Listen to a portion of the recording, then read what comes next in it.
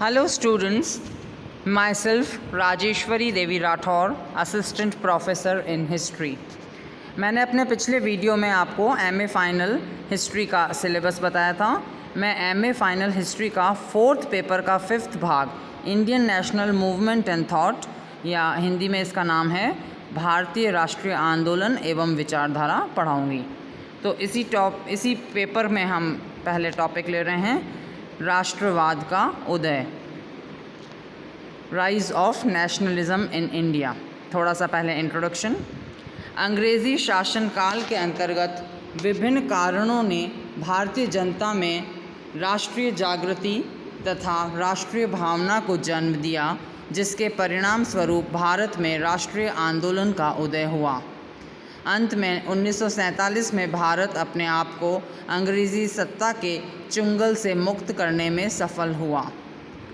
कूपलैंड के शब्दों में भारत में राष्ट्रीय आंदोलन कई शक्तियों और कारणों के संयोग का परिणाम था। अब जो कारण हैं राष्ट्रीय आंदोलन के उदय के कारण, उसमें पहला ले रहे हैं हम 1857 का स्वतंत्रता संग्राम। अंग्रेज़ों की दमनकारी और अन्यायपूर्ण नीति के विरुद्ध भारतीयों ने 1857 में विद्रोह का झंडा ऊंचा किया था, जिसे भारत का प्रथम स्वतंत्रता संग्राम कहा जाता है। अंग्रेज़ों ने जिस बर्बरतापूर्ण तरीके से इस विद्रोह का दमन किया, उससे भारतीयों में तीव्र आक्रोश उत्पन्न हुआ था और उन्होंने राष्ट्रीय आंदोलन को गति प्रदान की। Doctor R.C. मजूमदार का कथन है कि इसने पनपती हुई राष्ट्रीयता का उन भारतीयों के लिए ज्वलंत उदाहरण प्रस्तुत किया जो ब्रिटिश शासन के विरुद्ध संघर्ष कर रहे थे। नाना साहेब, झांसी की रानी, बहादुर शाह, कुंवर सिंह और बाद के लगभग 50 वर्षों तक राष्ट्रीय नायक तथा राष्ट्रीय स्वतंत्रता के विजेता माने जाते रहे।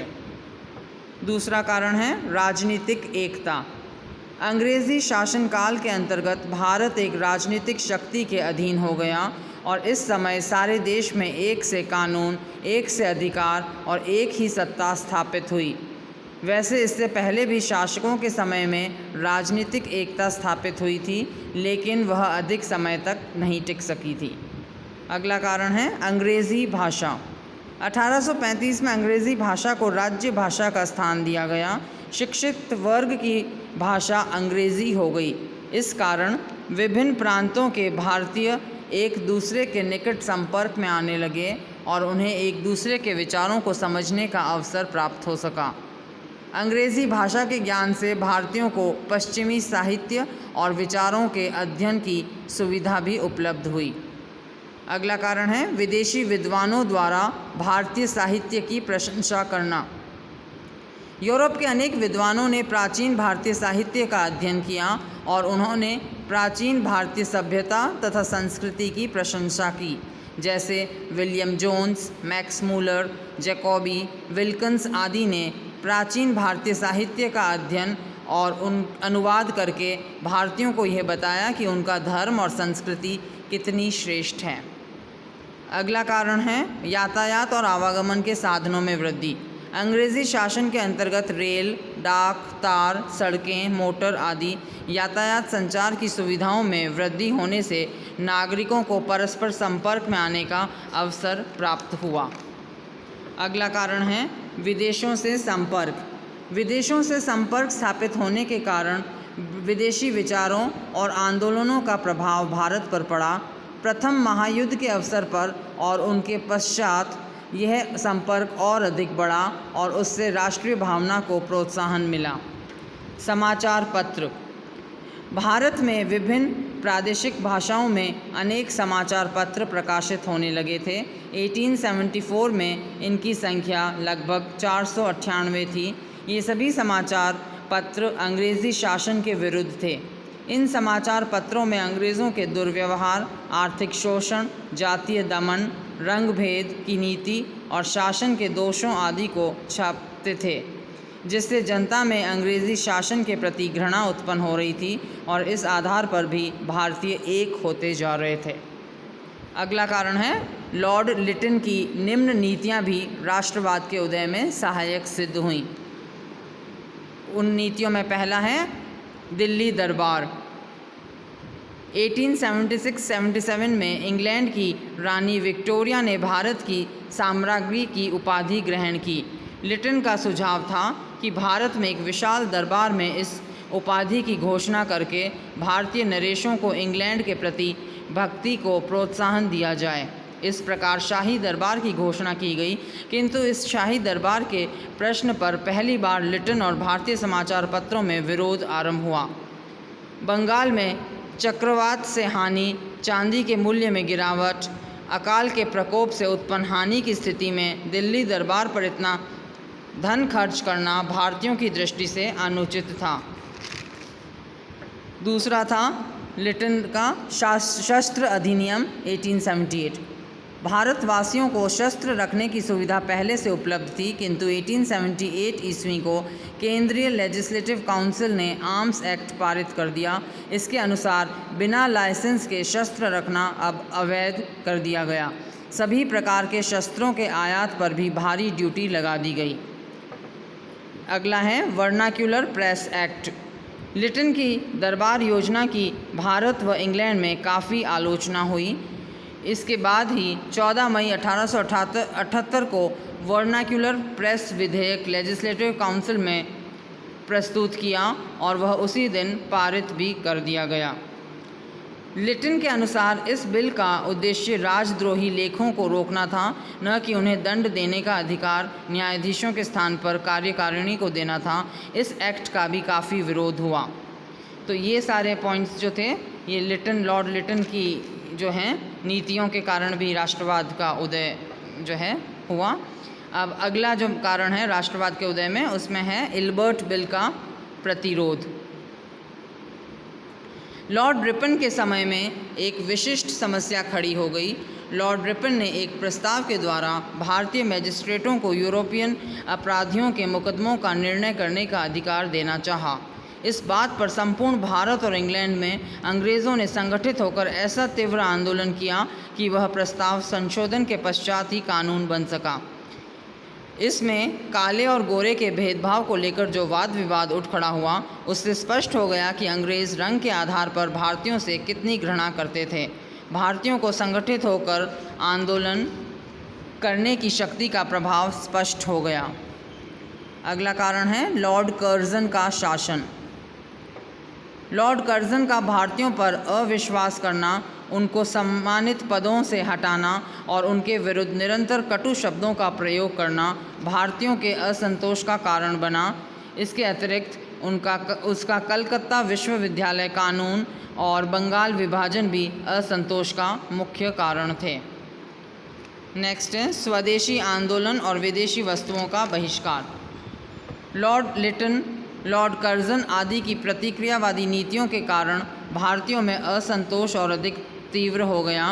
रंग भेद, जातीय कटुता की नीति ने भी राष्ट्रवाद के उदय के कारण में महत्वपूर्ण भूमिका निभाई। इन असंतोष के कारण भारतीयों ने स्वदेशी आंदोलन करने प्रारंभ कर दिए और विदेशी वस्तुओं का बहिष्कार किया। अगला कारण है शिक्षित भारतीयों में असंतोष। भारतीयों के लिए उच्च सेवाओं में प्रवेश पाना कठिन था।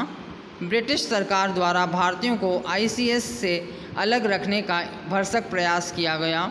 यद्यपि सुरेंद्रनाथ बैनर्जी ने ICS की परीक्षा पास कर ली, परंतु उन्हें सेवा में नहीं लिया गया। अगला कारण है विदेशी घटनाओं का प्रभाव। इंग्लैंड की गौरवपूर्ण क्रांति, अमेरिकी क्रांति, इटली और जर्मनी का एकीकरण, फ्रांस में तृतीय गणराज्य की स्थापना आदि घटनाओं ने भारतीयों को बड़ा प्रभावित किया। इनसे भारतीयों को यह विश्वास हो गया कि भारत की दयनीय दशा के लिए ब्रिटिश शासन उत्तरदायी है तथा उनसे मुक्ति पाने के लिए उन्हें संगठित होकर संघर्ष करना चाहिए। अगला कारण है भारतीय उद्योग धंधों का विनाश। अंग्रेजी शासनकाल के अंतर्गत भारतीय उद्योग धंधे नष्ट हो गए, कृषि पर और अधिक भार हो गया, भारत दिन प्रतिदिन निर्धन होता गया।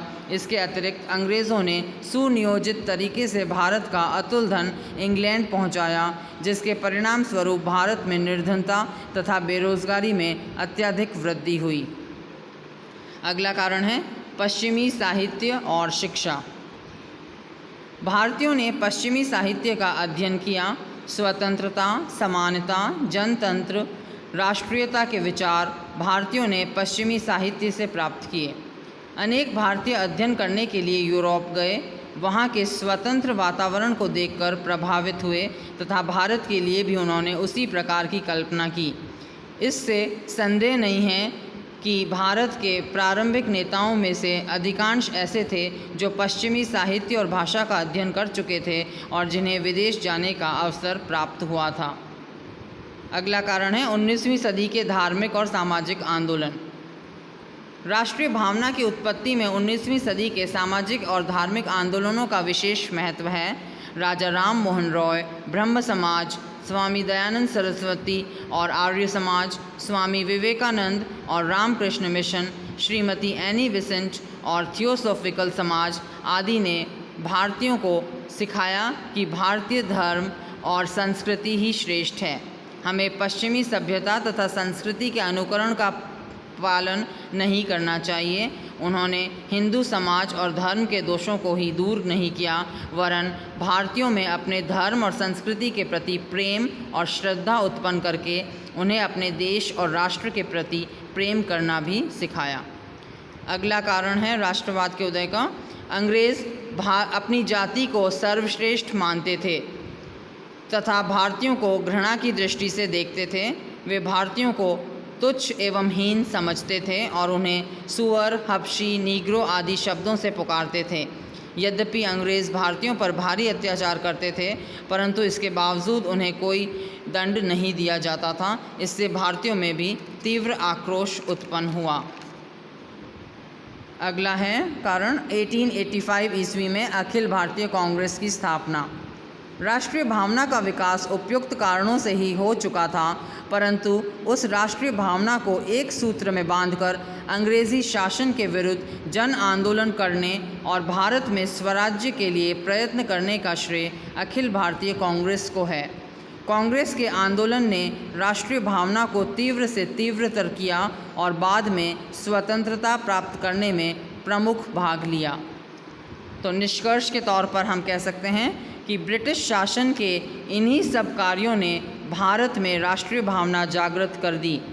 अंग्रेज़ यदि भारत में राजनीतिक एकता स्थापित नहीं करते तो भारतीयों में राष्ट्रीयता की भावना का उदय और विकास होना असंभव था।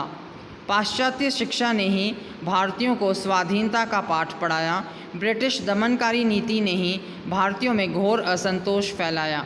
यदि वास्तव में ब्रिटिश शासन उदार रहा होता तो वह असंतोष उत्पन्न नहीं होता, जिससे राष्ट्रीय स्वतंत्रता की इच्छा को जन्म दिया।